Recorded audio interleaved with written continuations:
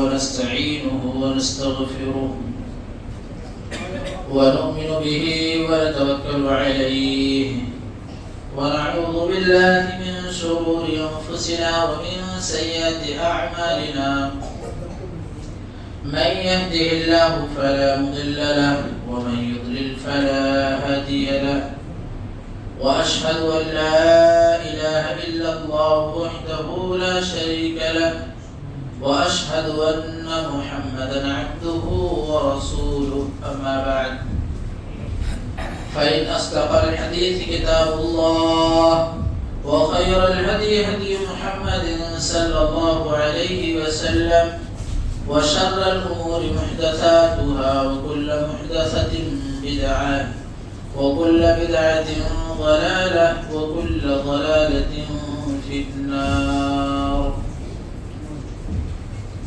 يا أيها الناس اعبدوا ربكم الذي خلقكم والذين من قبلكم لعلكم تتقون. يا أيها الذين آمنوا اتقوا الله حق تقاته ولا تموتن إلا وأنتم مسلمون.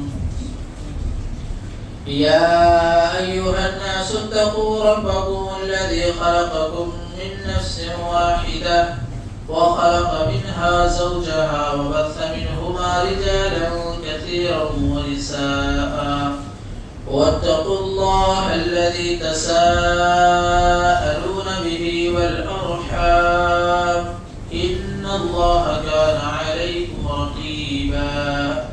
قال الله تبارك وتعالى في كلامه المجيد قال والقرآن المجيد بل عجبوا أن جاءهم منذر منهم فقال الكافرون هذا شيء عجيب أإذا متنا وكنا ترابا ذلك رجع بعيد قد علمنا ما تنقص الأرض منهم وعندنا كتاب حفيظ بل كذبوا بالحق لما جاءهم فهم في أمر مريج أفلم ينظروا إلى السماء فوقهم كيف بنيناها وزيناها وما لها من فروج والأرض مددناها وألقينا فيها رواسي وأنبتنا فيها من كل زوج بهيج تبصرة وذكرى لكل عبد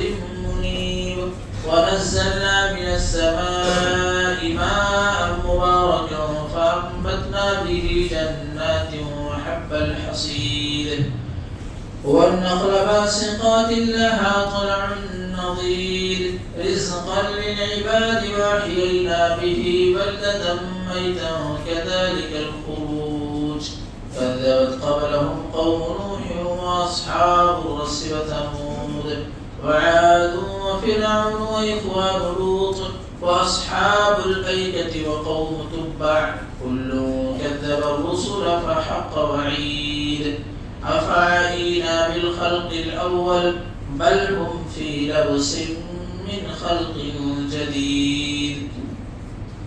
قال الله تبارك وتعالى في كلامه المجيد قال رب اشرح لي صدري ويسر لي أمري واحلل عقدة من لساني يفقهوا قولي. اللهم رب زدني علما واتقوا يوما ترجعون فيه إلى الله ثم توفى كل نفس ما كسبت وهم لا يظلمون. وقال الله عز وجل يا أيها الناس اتقوا الله ولتنظر نفس ما قدمت لغد يا أيها الذين آمنوا اتقوا الله ولتنظر نفس ما قدمت لغد.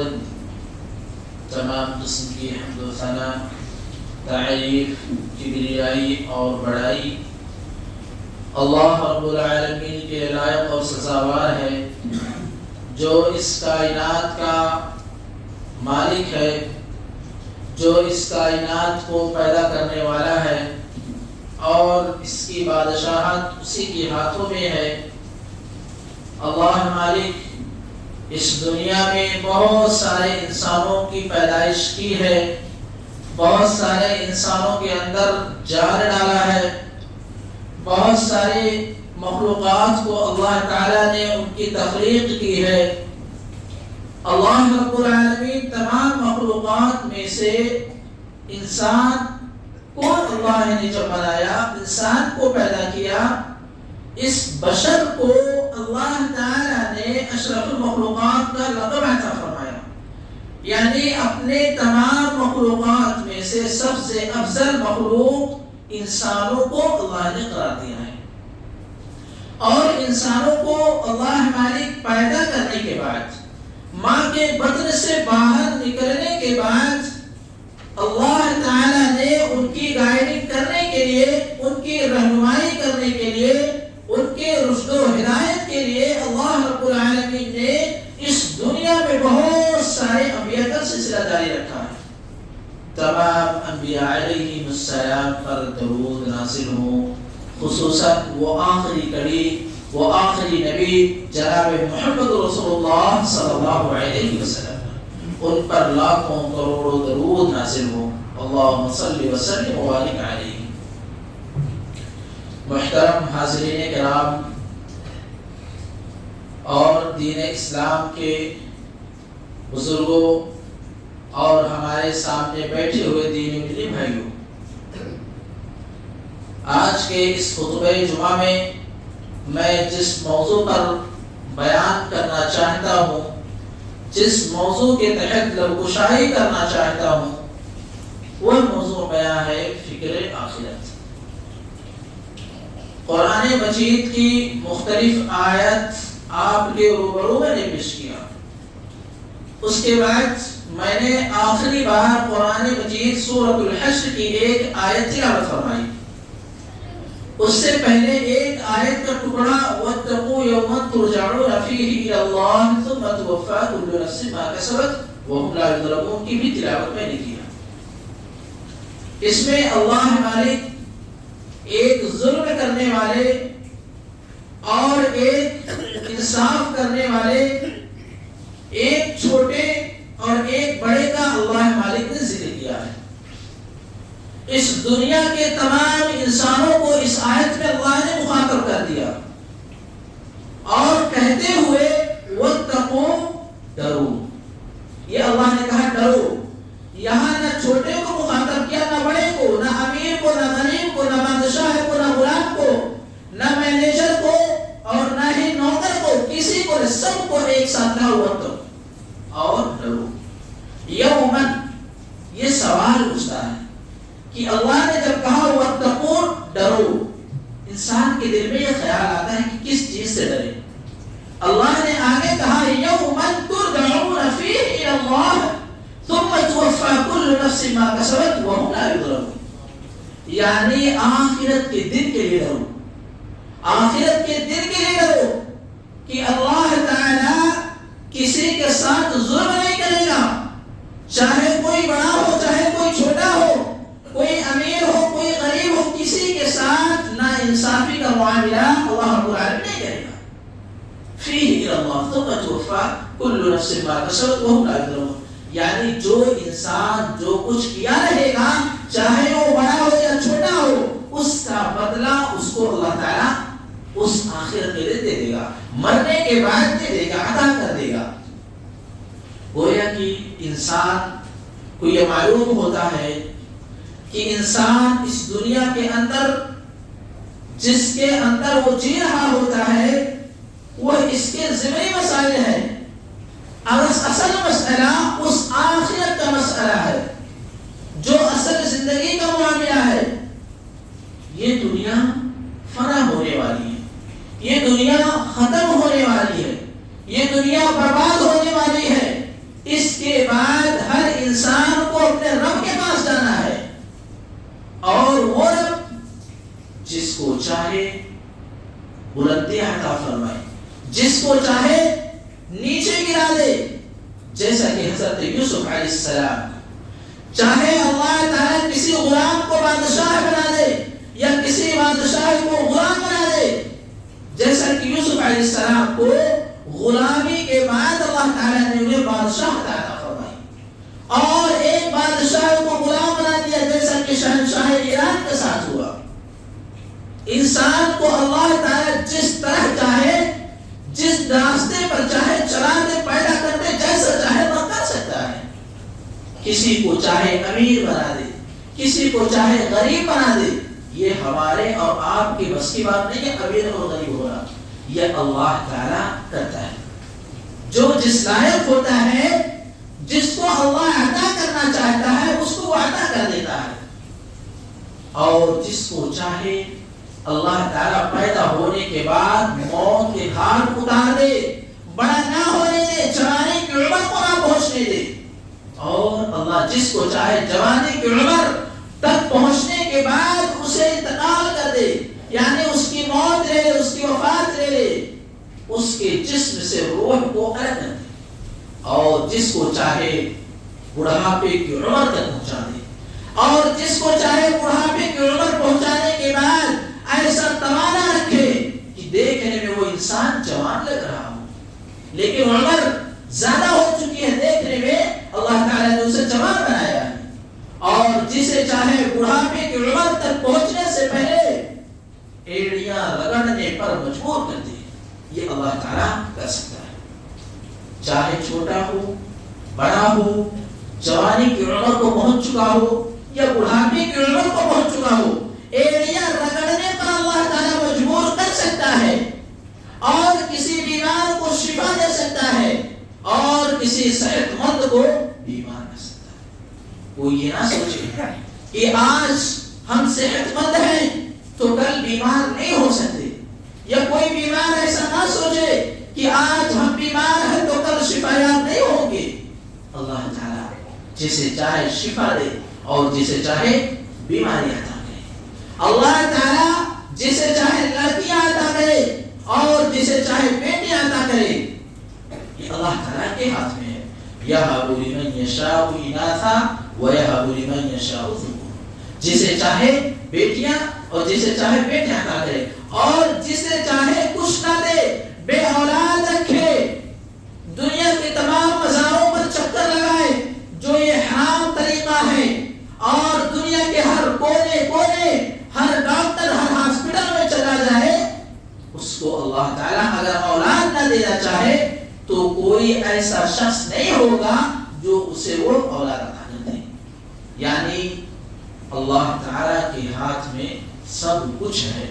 اس کے بعد اللہ مالک نے فرمایا سورۃ الحشر میں، یا ایھا الذین آمنوا اتقوا اللہ، اے وہ لوگوں جو ایمان لائے ہو، مومنین سے اللہ تعالیٰ مخاطب کرتے ہوئے کہا آمنوا اتقوا اللہ، اللہ تعالیٰ سے ڈرتے رہو، اللہ تعالیٰ سے ڈرتے رہو، خوف کھاتے رہو، ولتنظر نفس ما قدمت لغد، کہ ہر انسان تم میں سے ہر شخص یہ دیکھے کہ اس نے کل کے لیے کیا کیا ہے۔ یہ جو غد کا استعمال ہوتا ہے، یا ایھا الذین آمنوا اتقوا اللہ ولتنظر نفس ما قدمت لغد، یہ لغد کا جو الفاظ ہے یہ عربی الفاظ ہے، عربی ورڈ ہے، یعنی آگے، یعنی کل کے لیے تم نے کیا کیا، آخرت کے لیے تم نے کیا کیا، اس کو ولتنظر دیکھنا چاہیے، اس پر نظر ڈالنی چاہیے، غور و فکر کرنی چاہیے کہ کل کے لیے ہم تمام کیا کیے ہیں۔ ایک منٹ کے لیے سوچیں کہ تمام انسان فوت ہو چکے، جتنے بیٹھے سب ہو گئے، اب سوچیں، غور کریں کہ کل کے لیے ہم اپنے رب کے لیے کیا کیے ہیں، ہم اپنے نامہ اعمال میں کیا کیا اکٹھا کیے ہیں، آج زندہ ہے، حیات ہے، باحیات ہے، کل ہو سکتا ہے موت آ جائے۔ آج اللہ تعالیٰ کسی کو موت دیا ہے اور کسی کو کل عطا کرے گا، کیا مطلب؟ یعنی اللہ تعالیٰ کسی کو بھی کسی وقت بھی موت دے سکتا ہے، تو اس لیے ہر انسان کو یہ چاہیے کہ وہ غور کرے اور اس پر روشنی ڈالے، دیکھے کہ وہ انسان اپنے رب کے لیے کل کے لیے کیا کیا ہے، یعنی مرنے کے بعد آخرت کے لیے کیا کیا ہے۔ تو ہم تمام انسانوں کو آخرت کی فکر کرنی چاہیے۔ دیکھیے اللہ تعالیٰ کا کلام سنیے، یا ایھا الذین آمنوا قوا انفسکم واہلیکم نارا وقودها الناس والحجارہ، سورۃ التحریم کی آیت ہے. اللہ مالک فکر آخرت اور عذاب سے ڈرانے کے لیے یہ آیت نازل فرمائی کہ انسان اس آیت کو سننے کے بعد ڈرے، خوف کھائے. یا ایھا الذین آمنوا اتقوا اللہ یا الناس قوا انفسکم واہلیکم نارا. یا ایھا الذین آمنوا اتقوا اللہ. ڈرتے رہو. بہت بار ان الفاظ کا ذکر اللہ تعالیٰ نے کیا، سورۃ البقرہ میں کیا اور بہت سارے مقامات پہ کیا اور اس آیت میں بھی کیا کہ مومنوں، ایمان والوں، اللہ تعالیٰ سے ڈرتے رہو. اس کے بعد کہا قوا انفسکم، اور اپنے نفس کے لیے یعنی اپنے آپ کو ڈرو، وَأَهْلِيكُمْ نَارًا، اور اپنے اہل و عیال کو ڈراؤ، بتلاؤ، اپنے گھر والوں کو سمجھاؤ. کس چیز سے؟ نارا وقودها الناس والحجارہ، اس آگ سے جس کا ایندھن آدمی اور بتانے. یعنی اللہ تعالیٰ کے اس عذاب سے اپنے آپ کو ڈراؤ، اپنے گھر والوں کو ڈراؤ کہ کل وہ عذاب اپنے آپ کو نہ پکڑ لے، کل وہ عذاب اپنے گھر والوں کو نہ پکڑ لے. تو اس لیے ہر انسان کو چاہیے کہ وہ ڈرتے رہے. اس کے بعد دیکھیے حضرت ابو ہریرہ رضی اللہ عنہ فرماتے ہیں، کہتے ہیں کہ اللہ کے نبی صلی اللہ علیہ وسلم کو نبوت ملنے کے بعد، نبی بنانے کے بعد اللہ تعالیٰ نے اس آیت کا نزول کیا، نازل کیا تھا. یہ آیت کون سی آیت؟ وَأَنذِرْ عَشِيرَتَكَ الْأَقْرَبِينَ. جن لوگوں کو یہ معاملات نہیں معلوم ہوتے، جن کو یہ واضح نہیں ہو جاتی، جن کے اندر یہ بات پیدا نہیں ہوتی کہ وہ کس کو سمجھائے کس کو نہ سمجھائے، کس کو ڈرائے کس کو نہ ڈرائے، تو اللہ تعالیٰ نے نبوت دینے کے بعد اللہ کے نبی صلی اللہ علیہ وسلم کے اوپر یہ آیت کریمہ نازل فرمائی اور کہنے لگے اللہ مالک وَأَنذِرْ عَشِيرَتَكَ الْأَقْرَبِينَ، کہ اے اللہ کے نبی صلی اللہ علیہ وسلم وَأَنذِرْ، ڈراؤ، عَشِيرَتَكَ الْأَقْرَبِينَ، اپنے گھر والوں کو، رشتہ داروں کو ڈراؤ، اپنے گھر والوں کو، رشتہ داروں کو ڈراؤ. آج معاملہ کیا ہے؟ پیمانہ آج بدل گیا ہے. انسان اپنے آپ کو اللہ سے نہیں ڈرتا، انسان اپنے گھر والوں کو اللہ کے عذاب سے نہیں ڈراتا. وہ کیا کرتا ہے؟ دوسرے کے عیب کو ٹٹولنے میں لگا رہتا ہے، دوسرے کے عیوب کو تلاش کرنے میں لگا رہتا ہے، دوسرے کو ڈراتا ہے لیکن اپنا خود نہیں ڈرتا، دوسرے کو ڈراتا ہے لیکن خود نہیں ڈرتا. یہ انسان کو معلوم ہونا چاہیے کہ یہ آیت ان لوگوں کے لیے نازل ہے کہ اپنے آپ کو ڈراؤ، اس کے بعد اپنے گھر والوں کو ڈراؤ. یعنی جو دین کا پیغام ہے پہلے اپنے آپ تک پہنچاؤ، اپنے آپ کو پہنچاتے نہیں دوسروں تک ڈرا رہے ہیں. یعنی پہلے اپنے آپ کو، اپنے گھر والوں کو، پڑوس کو، قبیل کو، رشتہ داروں کو ڈراؤ، اس کے بعد معاشرے میں چلو.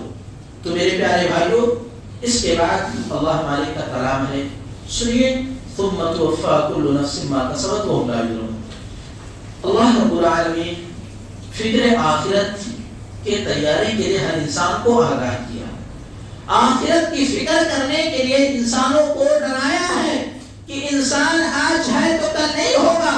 تو اس لیے ہر انسان کو آخرت کی فکر کرنی چاہیے. ایک واقعہ میں آپ کے سامنے بیان کرتا ہوں. ایک بزرگ کا واقعہ ہے. کہا جاتا ہے کہ ایک نیک سیرت بزرگ شخص وہ بازار میں جاتا ہے، مارکیٹ میں جاتا ہے، وہ دکاندار کو پیسہ دیتا ہے اور کہتا ہے مجھے فلاں سودا دے دو، کہتا ہے مجھے فلاں سودا دے دو.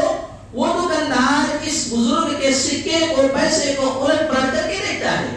اس کے بعد یہ سکہ اچھال کر اس کے پاس دے دیتا، واپس کر دیتا ہے. کہتا ہے کہ آپ کا سکہ کھوٹا ہے، آپ کا سکہ درست نہیں ہے، اس لیے آپ کو سودا، آپ کو سامان نہیں ملے گا، لہذا درست سکہ لے آؤ تب آپ کو یہ سامان میں سودا آپ کو مل جائے گا. وہ بزرگ، وہ شخص، وہ نیک انسان یہ سن کر کے بے ہوش گر پڑا. لوگوں نے پوچھا، جب انہیں ہوش آیا تو پوچھنے لگے کہ آپ اچانک بے ہوش کیوں ہو گئے، آپ اچانک اپنے ہوش گنوا کیوں بیٹھے، آپ کو کیا ہو گیا؟ وہ کہہ رہا ہے کہ میں یہ سن کر کے بے ہوش ہو گیا، میرے ہوش کھو بیٹھے کہ آج دکاندار نے میرے سکے کو کھوٹا کہہ کر کے واپس لوٹا دیا، مجھے سودا نہیں دیا، مجھے سامان نہیں دیا. کل کہیں میں اپنے رب کے سامنے نہ آ جاؤں، کہیں کل میرا رب مجھ سے یہ نہ کہہ دے کہ تمہارے عمل کا سکہ کھوٹا ہے، کہیں مجھ سے میرا رب مجھ سے جنت نہ چھین لے۔ اس لیے میرے ہوش جاتے رہے اور میں اپنے ہوش کو گوا بیٹھا اور میں بے ہوش ہو گیا۔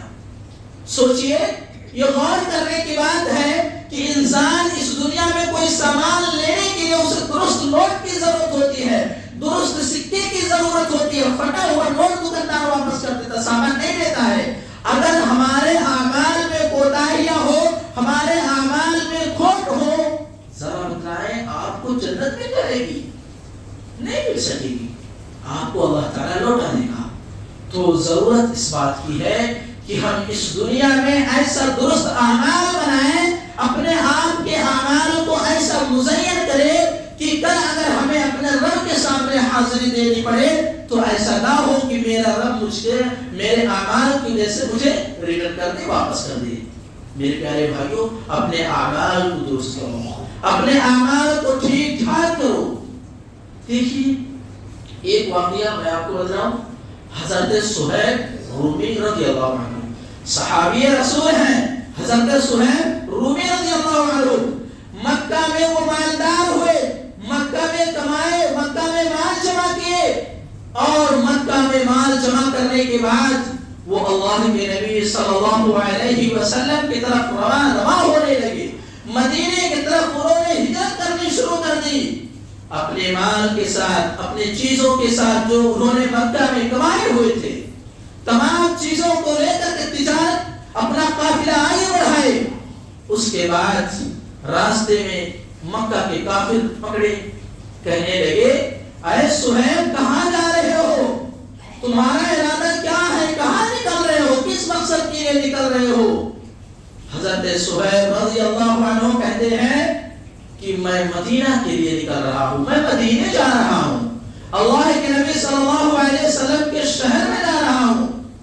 وہ کہتا ہے، وہ مکہ کے کافر کہتا ہے کہ ٹھیک ہے آپ جاؤ، لیکن آپ کے جانے پر شرط ہے، آپ کے جانے پر شرط ہے۔ شرط یہ ہے، آپ جو مال اس مکے کے اندر رہ کر کے کمائے ہیں، اس مکے کے اندر جو رہ کر کے آپ مالدار بنے ہیں، جو مال جمع کیے ہوئے ہیں، شرط یہ ہے کہ اس مکے کے اندر آپ نے مال کمایا تو اس مال کو مکے کے اندر چھوڑ کر کے آپ کو جانا پڑے گا۔ حضرت صہیب رضی اللہ عنہ گویا کہ وہ سامان چھوڑ دیے اور نکل گئے۔ اللہ کے نبی صلی اللہ علیہ وسلم کی خدمت میں حاضر ہوئے۔ اللہ کے نبی صلی اللہ علیہ وسلم کو جب حضرت صہیب رومی رضی اللہ عنہ کا ماجرا معلوم ہوا، کہتے ہیں 2 بار اللہ کے نبی صلی اللہ علیہ وسلم فرماتے ہیں، کہتے ہیں صہیب تم خوش نصیب ہو، تم کامیاب ہو گئے، تم کامیاب ہو گئے۔ یہاں تو ناکامی کا معاملہ ہے، یہاں تو ناکامی کا معاملہ ہے کہ صحابی رسول ہیں حضرت صہیب رومی رضی اللہ عنہ، پورا مال مکہ میں چھوڑ کر کے آئے ہیں، بے مال ہیں، ان کے پاس کوئی مال نہیں ہے۔ یہاں کامیابی کی بشارت دی جا رہی ہے کہ تم کامیاب ہو گے، تم خوش نصیب ہو۔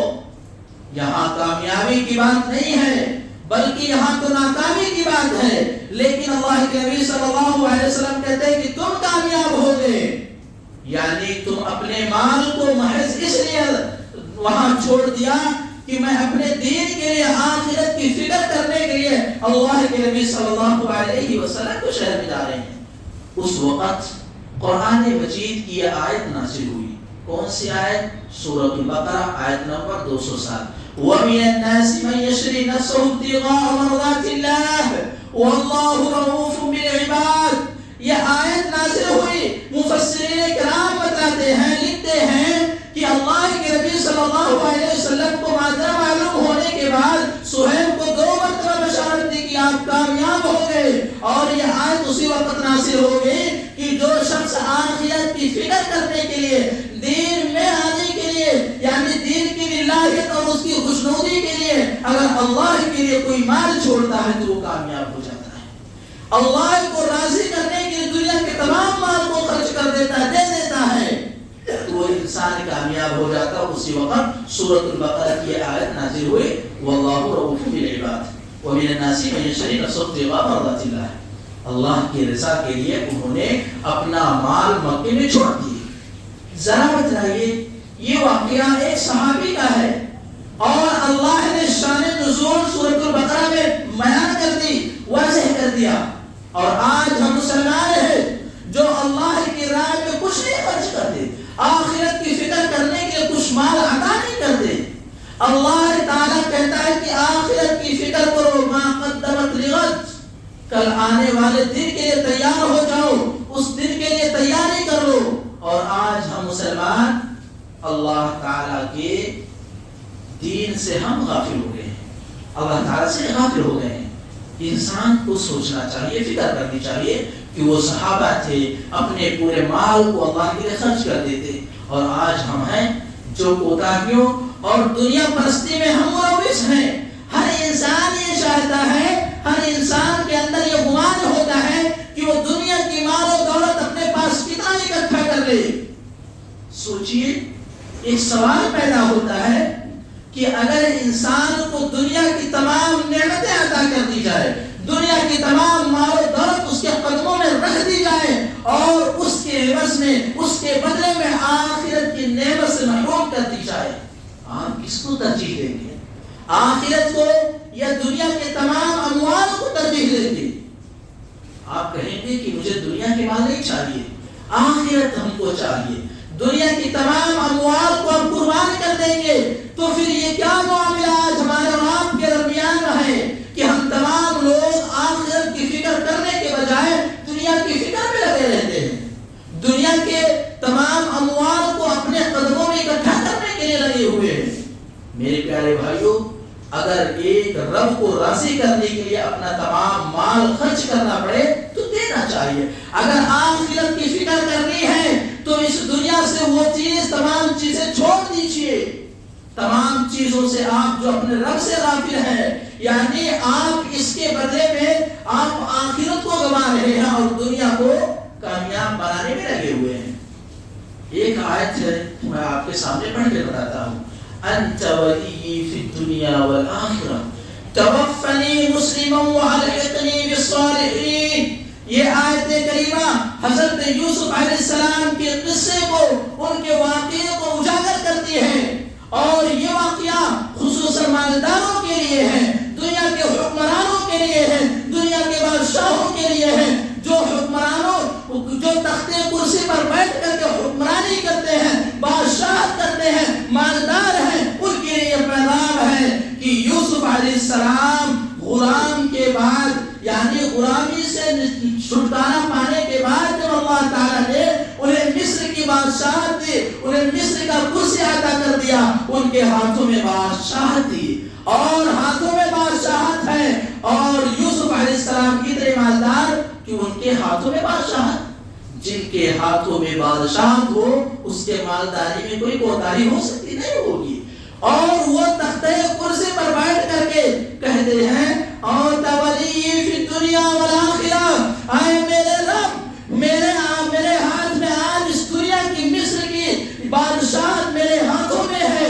لیکن میرا ولی، میرا دوست فی الدنیا والآخرہ تو ہی ہے، دنیا اور آخرت کا دوست صرف تو ہے، توفنی مسلما والحقنی بالصالحین، لہذا میرے رب مجھے تو اس دنیا میں اور آخرت میں بھی ثابت قدم رکھنا، دنیا میں بھی اور آخرت میں بھی ثابت قدم رکھنا۔ معلوم یہ ہوا کہ انسان اس دنیا میں کتنے لگژری لائف کیوں نہ جیے، جینا چاہیے، اسلام اس کو جینے کی اجازت دیتا ہے، لگژری لائف، بہترین لائف جینے کی اجازت ہے، لیکن اس کے اندر کچھ شروط ہیں، اس کے اندر قید ہیں۔ آپ کو اللہ تعالیٰ سے ڈرنا ہوگا، اور دوسری بات فکر آخرت اپنے دل کے اندر پیدا کرنی پڑے گی۔ آخرت کی فکر ہے، بادشاہت سنبھالیے، آخرت کی فکر ہے، تختے کرسی پر بیٹھ جائیے، آخرت کی فکر ہے، آپ مالدار بنیے، لگژری لائف جی، کوئی معاملہ نہیں۔ لیکن اگر لگژری لائف جی رہے ہیں اور فکر آخرت آپ کے دل میں نہیں ہے، آپ کے اندر اللہ کا خوف اور ڈر نہیں ہے، تو پھر آپ کی یہ لائف، آپ کی یہ زندگی آپ کی اس دنیا کی زندگی برباد ہے، تباہ ہے. یعنی ایک حکمران کو اپنے رب سے ڈرنا چاہیے، اپنے مالک سے ڈرنا چاہیے کہ جو آج اس کو اس تخت پر بیٹھایا ہے، جو رب آج اس کو اس کرسی پر، اس منصب پر اسے فائز کیا ہے، وہ رب اس کو کل اس منصب سے ہٹا کر کے نیچے گرا دے گا. ہمارے معاشرے میں دیکھیے بہت سارے ایسے لوگ، خاص کر کے جو ہمارے دین کے بزرگ ہیں، وہ جانتے ہوں گے، دیکھتے بھی ہوں گے، ان کے نظروں کے سامنے ایسی ایسی شخصیت گزری بھی ہوئی ہوگی کہ بہت سارے ایسے لوگ اس دنیا میں آئے چلے گئے جو بہت مالدار ہیں، بہت مالدار ہے، بڑے پیسے روپے والے ہیں، لیکن ان کے اندر انانیت ہے، تکبر ہے، گھمنڈ ہے، اور فکر آخرت جیسی چیز ان کے اندر نہیں ہے. اس کی وجہ سے وہ آج اس مالداری سے چھٹکارا پا گئے. یعنی اللہ اسے اس مالداری سے محروم کر دیا. آج روڈ پر آ گئے، آج روڈ پر آ گئے، لوگوں کے سامنے ایسے بھٹک رہے ہیں جیسے کہ پہلے وہ اپنے نوکروں کو سمجھتا تھا. بہت سارے ایسے لوگ ہیں. تو میرے پیارے بھائیوں، یوسف علیہ السلام کے اس قصے کو اپنے دل کے اندر اتاریے کہ آپ لگژری لائف جیے اور آپ اچھی اور بہترین عمدہ زندگی جیے، لیکن اپنے دل کے اندر اللہ کا ڈر اور خوف پیدا کریں اور اپنے اندر فکر آخرت پیدا کریں. اگر جس انسان کے اندر فکر آخرت نہ ہو، وہ انسان تباہ ہوتا ہے، برباد ہو جاتا ہے. اللہ تعالیٰ ہر کسی کو جو کچھ عطا کرتا ہے. دیکھیے اللہ مالک فرماتا ہے وَكَذَلِكَ أَوْحَيْنَا إِلَيْكَ قُرْآنًا عَرَبِيًّا. اس قرآن کو اللہ مالک نے عربی لفظ میں اتارا ہے، عربی قرآن اتارا ہے. لِتُنذِرَ أُمَّ الْقُرَىٰ وَمَنْ حَوْلَهَا. اللہ مالک فرماتا ہے کہ میں ڈراتا ہوں اللہ کے نبی صلی اللہ علیہ وسلم کے ذریعے سے کہ ایک گروہ جنت میں جا رہا ہے اور ایک گروہ فی السعیر جہنم میں جا رہا ہے. ایک گروہ جنت، ایک گروہ جہنم. کیوں؟ سوال اٹھتا ہے کہ گروہ دو ہیں، ایک گروہ جنت میں جا رہا ہے، دوسرا جہنم میں کیوں جا رہا ہے؟ معاملات کیا ہیں؟ معاملات یہ ہیں کہ جو گروہ جنت میں جا رہا ہے وہ اپنے اعمال کی بدولت، فکر آخرت کی بدولت، کہ وہ دنیا میں اس قدر آخرت کی فکر کرتا تھا کہ یہ دنیا اس کے لیے متاع قلیل ہے. قرآن کی آیت سورۃ النساء پڑھیے، آپ کو معلوم ہوگا فَلَمَّا كُتِبَ عَلَيْهِمُ الْقِتَالُ إِذَا فَرِيقٌ مِّنْهُمْ يَخْشَوْنَ النَّاسَ كَخَشْيَةِ اللَّهِ أَوْ أَشَدُّ خَشْيَةً وَقَالُوا رَبَّنَا لِمَ كَتَبْتَ عَلَيْنَا الْقِتَالَ لَوْلَا أَخَّرْتَنَا إِلَىٰ أَجَلٍ قَرِيبٍ قُلْ مَتَاعُ الدُّنْيَا قَلِيلٌ وَالْآخِرَةُ خَيْرٌ لِمَنِ اتَّقَىٰ وَلَا تُظْلَمُونَ فَتِيلًا. یہاں پر اللہ تعالیٰ اس کے عوض میں کہ جو شخص جنت میں جا رہا ہے وہ اپنے اعمال کی بدولت جنت نصیب ہو رہا ہے، اور فی السعیر ایک گروہ جہنم میں جا رہا ہے، وہ اپنے کارنامے، اپنے کرتوتوں کے باعث وہ جہنم میں جا رہا ہے. یعنی اس کے اندر آخرت کی فکر نہیں تھی، اس کے اندر دنیا کی تمام چیزیں فکر لاحق تھی. یعنی دنیا کو اپنانے میں وہ چیز انسان مصروف تھا، اس کی وجہ سے آج وہ جہنم میں جا رہا ہے. جس کے بارے میں ہمارا اور آپ کا رب کہہ دے قُلْ مَتَاعُ الدُّنْيَا قَلِيلٌ، کہ کہہ دیجئے اے پیغمبر کہ یہ دنیا بہت کم ہے، بہت مختصر ہے.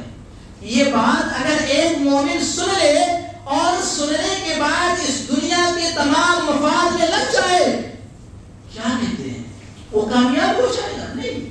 اللہ نے کہہ دیا قُلْ مَتَاعُ الدُّنْيَا قَلِيلٌ وَالْآخِرَةُ خَيْرٌ لِمَنِ اتَّقَىٰ. اس دنیا کے اندر رہو لیکن خیر خواہی لوٹتے رہو، خیر کا کام کرتے رہو، خیر کے کاموں میں سبقت لے جاؤ. اس قدر انسان آج شر میں سبقت لے جاتا ہے، کاش کہ آج انسان ایسے ہی جیسے اس کا رب کہتا ہے کہ خیر کے کاموں میں، نیکی کے کاموں میں، اچھائی کے کاموں میں، بھلائی کے کاموں میں سبقت لے جاؤ. دیکھیے ہم اور آپ کام کرنے کے لیے جو آپ کرتے ہیں نا، کسی نہ کسی کے ہاں کام کرتے ہیں، پیسہ کماتے ہیں اپنے پیٹ پالنے کے لیے.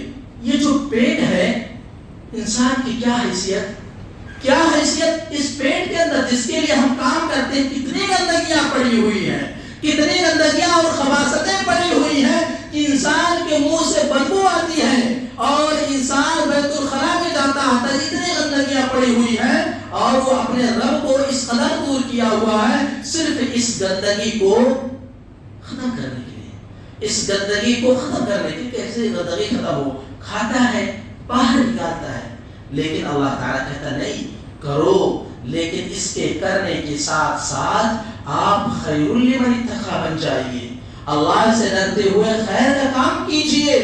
آج ہم لوگ کام کرتے ہیں، سوچتے ہیں آج 500 کمائیں، کل 600 کمائیں گے، کل 700 کمائیں۔ کاش یہی فکر ہر مسلمان اور ہر مومن کے اندر، ہر اس دنیا کے اندر رہنے والے انسان کے اندر یہ پیدا ہو جائے، یہ بے وسط ہو جائے کہ ہر انسان آج سے یہ سوچنے لگے کہ آج میں نے کتنی نیکیاں کمائی۔ ہمارے اندر فکر آخرت کتنے پرسنٹ ہیں، کتنی فیصدی ہیں، کتنے فیصد نہیں ہیں۔ اگر یہ فکر ہر انسان، ہر شخص کے اندر آ جائے تو وہ انسان کامیاب ہو جاتا ہے، اور یہ فکر آنی چاہیے۔ ایک قرآن کی آیت پڑھ کر کے میں اپنی باتوں کو ختم کرتا ہوں۔ آپ پڑھیے، خصوصاً جمعہ کے دن دوسری رکعت میں اس آیت کی تلاوت بھی کی جاتی ہے۔ اس آیت کی تلاوت کی جاتی ہے، یا ایھا الذین آمنوا لا تلہکم اموالکم ولا اولادکم عن ذکر اللہ ومن یفعل ذلک فاولئک هم الخاسرون وانفقوا مما رزقناکم من قبل ان یأتی احدکم الموت فیقول رب لولا اخرتنی الی اجل قریب۔ اس آیت کی تلاوت اکثر ہوا کرتی ہے۔ کیا آپ نے اس آیت پر غور کیا؟ کیا آپ نے اس آیت پر کبھی فکر کیے کہ یہ آیت کیوں پڑھی جاتی ہے؟ اس آیت کے نزول کا مقصد کیا ہے؟ اس آیت کو دنیا میں اتارنے کا مقصد کیا ہے؟ اللہ تعالیٰ فرماتا ہے وَأَنفِقُوا مِمَّا رَزَقْنَاكُمْ، کہ جو تم کچھ کماتے ہو اور ان میں سے جو روزیاں تمہیں دی جاتی ہیں ان روزیوں کو تم خرچ کرو۔ کہاں؟ اللہ کے راستے میں۔ مِمَّا رَزَقْنَاكُمْ مِن قَبْلِ ان یاتی احدکم الموت، اس سے پہلے کہ تم سب کو موت آ جائے، تم میں سے کسی ایک کو موت آ جائے، تو وہ شخص کیا کہے گا مرنے کے بعد؟ قرآن کہتا ہے، میں نہیں کہہ رہا، قرآن کہتا ہے ان یاتی احدکم الموت فیقول رب لولا اخرتنی الی اجل قریب۔ وہ اپنے رب سے انسان کہے گا مرنے کے بعد کہ اللہ مجھے دوبارہ موقع دے دے، ایک چانس اور دے دے، میں پھر سے دنیا میں جاؤں، نیک عمل کر لو، آخرت کی فکر اپنے دل کے اندر بٹھا لو۔ کیا خیال دوبارہ موقع ہوگا؟ نہیں۔ فیقول رب لولا اخرتنی الی اجل قریب، اللہ تعالیٰ کہ فاصدق واکن من الصالحین ولن یؤخر اللہ نفسا اذا جاء اجلها واللہ خبیر بما تعملون۔ وہ نیک کام کرنے کا خواہش اظہار کرے گا، اللہ سے کہے گا کہ مجھے موقع دیجیے، اللہ کہے گا اب نہیں موقع ملے گا، تمہیں تو دنیا میں بتلانے والے بہت سارے لوگ تھے لیکن آپ نے کبھی اس پر کام نہیں کرے۔ لہٰذا میں اپنی باتوں کو ختم کرتا ہوں۔ خلاصہ کلام یہ ہے کہ آج کی اس خطبہ جمعہ میں میرا جو موضوع تھا فکر آخرت، کہ ہر انسان کو یہ چاہیے کہ اپنے اندر آخرت کی فکر کرے۔ کل کیا ہو جائے کوئی نہیں جانتا، کل اس کی موت ہو جائے نہیں جانتا، تو اس لیے ہر جاندار کو، ہر انسان کو، ہر نفس کو متنبہ ہونا چاہیے اور اپنے دل کے اندر یہ فکر لاحق ہونی چاہیے کہ کل ہمیں موت آئے گی اور ہم نے فکر آخرت کے لیے کیا کیا ہے۔ اس لیے اللہ تعالیٰ سے ہم دعا کرتے ہیں کہ اللہ رب العالمین ہم تمام مسلمان بھائیوں کی دلوں میں آخرت کی فکر عطا فرما، آمین۔ اللہ رب العالمین ہم تمام کو آخرت کی فکر کرنے میں ایسے لگا جیسے ہم دنیا کمانے میں اپنی فکر کرتے ہیں، آمین۔ اللہ رب العالمین ہم تمام مسلمان بھائیوں کے اعمال کو تو قبول فرما لے۔ اللہ تعالیٰ ہمارے اعمال میں اگر کوئی کوتاہی ہے، ہمارے اعمال کھوٹ ہیں، اللہ تو اس اعمال کو درست فرما دے، آمین۔ اللہ تعالی ہمارے اعمال سے تو راضی ہو جا۔ حضرت سہیل رومی رضی اللہ عنہ کے اعمال سے جیسے تو نے راضی ہوا، اللہ ہمارے اعمال کو درست کرنے کے بعد اللہ ہم تمام مسلمان بھائیوں اور بہنوں کے اعمال سے راضی ہو جا۔ ہمارے اندر جو کمیاں ہیں اللہ تعالیٰ اس کمی کو تو دور فرما دے۔ اس مسلمان بھائیوں بہنوں کے اندر جن کے آباء و اجداد جو بھی انتقال ہوئے ہیں، امت مسلمہ کا کوئی فرد اگر انتقال ہوا ہے، اللہ رب العالمین تو محرومین کو جنت الفردوس میں اعلیٰ مقام عطا فرما۔ اللہ مقروض کو ان کے قرض کی ادائیگی کی توفیق عطا فرما، تمام کے روزیوں میں برکت برکتیں اور کشادگی عطا فرما آمین وآخر دعوانا الحمد لله رب العالمين بارك الله لنا ولكم في القرآن العظيم ونفعنا وإياكم بالآيات والذكر الحكيم إنه تعالى جواد كريم ملك بر رؤوف رحيم